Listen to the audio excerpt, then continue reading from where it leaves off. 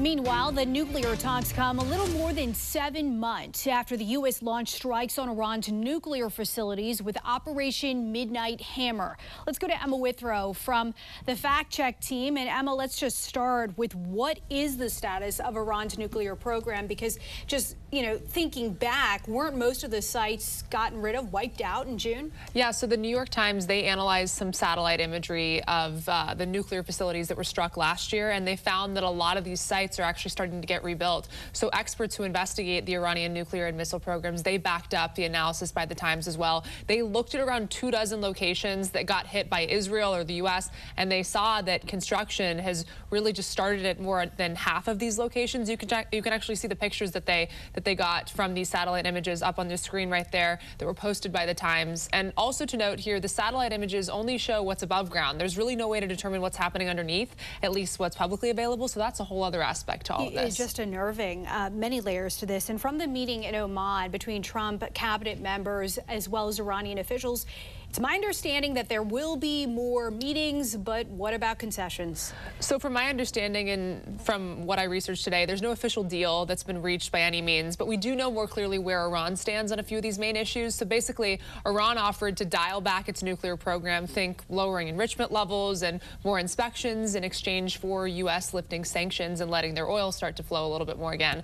Now, they're willing to talk nukes to get the economy moving, but they've made it pretty clear they're not going to touch their missile program or their regional alliances, which those are those terrorist proxy groups that they've been funding, like Hamas, Hezbollah for years. So we'll have to wait and see where negotiations go from here on out. All right, Emma, thank you for your research. Later on, Emma's going to join us to dig deeper into the origins of Iran's nuclear program.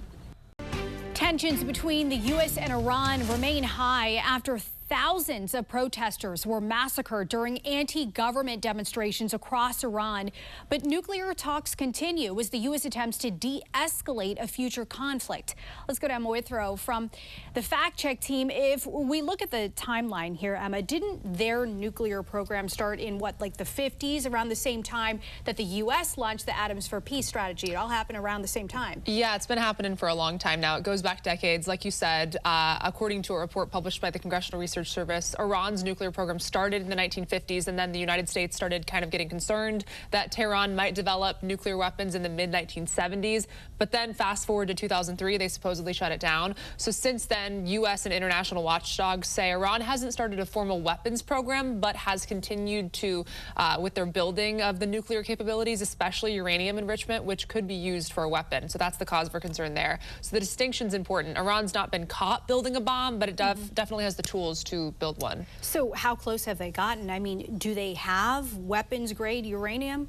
So according to the Council on Foreign Relations, Iran doesn't currently have any sort of nuclear weapon, but it's closer than ever in terms of technical capability. The CFR reports that Iran's enriched uranium to about 60%, just short of the roughly 90% needed for a nuclear weapon. U.S. and international analysis also say that Iran could produce enough weapons-grade material in just weeks or even days if it chose to, but turning that material into an actual functioning nuclear weapon could most likely take a lot longer. Emma, thank you. Thanks. And for more on this fact-check team topic, including links to their sources, scan the QR code on your screen or visit thenationaldesk.com. I'm Atra El-Nashar at the White House. Iranian officials are openly speculating about a potential conflict with the United States ahead of a meeting between President Trump and Israeli Prime Minister Benjamin Netanyahu. The new comments come as the U.S. and Iran are attempting to use diplomacy to resolve disagreements about Iran's nuclear program. The United States and Iran pursuing a peaceful route to settling tensions. Both, however, making it known they're not afraid of the alternative. We are men of diplomacy, but we are men of war, too. The U.S. wants to prevent Iran from developing a nuclear weapon. Iran wants the U.S. to lift sanctions detrimental to its economy. The first indirect talks were mediated by Oman last week. I think Iran looks like they want to make a deal very badly, as they should. Last time they decided maybe not to do it, but I think they probably feel differently. President Trump referring to failed talks last year preceding U.S. strikes on Iranian nuclear sites. A spokesperson for Iran's armed forces saying this on state TV Monday. We are not going to surrender to U.S. pressure and to U.S. Demands. While the diplomatic process plays out, he says they stand ready to respond to potential U.S. military action, which President Trump has said is not off the table. Certainly, this time the response will be much more decisive. We will create economic problems and issues for the United States. When it comes to the substance of these talks, a top source of tension is Iran's ballistic missile program. Iran refuses to discuss it. The missile is something that is defensive. We cannot talk about defensive matters, not now and not in the future. Back in Washington, President Trump preparing to host Israeli Prime Minister Benjamin Netanyahu at the White House Wednesday. Netanyahu's office says the prime minister believes any negotiations must include limitations on ballistic missiles and a halting of the support for the Iranian axis. The outcome of these talks, which may resume as soon as this week, could come down to the red lines the U.S. and Iran are drawing on Iran's enrichment of nuclear material. Iran says they have the right to do this and that it's for peaceful purposes only.